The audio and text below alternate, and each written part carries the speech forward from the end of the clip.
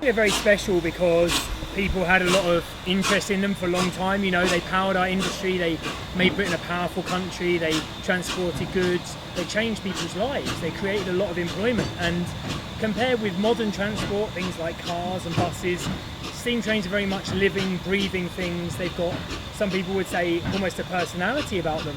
And people who worked with them day in, day out, took very special care of them. And when they were gone, when they left, when they were scrapped, I think it caused a lot of sadness. And I think that's why people nowadays are very interested in preserving the past and restoring them to as they were. These engines are actually quite special.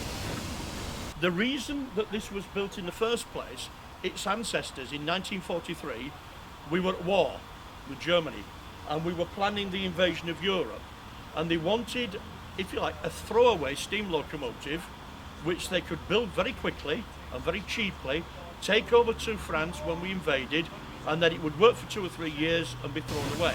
They built nearly 500 of these, of which something like 60 are still around. So far from being a throwaway engine, they've lasted an awful long time. Steam engines are alive. You can hear them hissing and groaning and making lots of noise. And if you're an engine driver and you're on these engines, you can hear and you can feel the engine.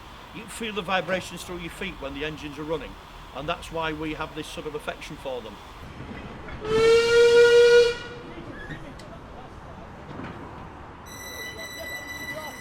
I've come from Scotland with the engine there to look after it while it's down here. It's great. It's great to be part of this event. It's nice for the engine to come home. It's come home to where it was built, and it's good to be a part of the event and see all the folks that come to see it. I'm very fortunate. I used to drive steam locomotives, and it's some days you can do exactly the same thing, but they will behave in a different way. If they want to give you a bad day, they'll give you a bad day, and there's nothing you can do about it.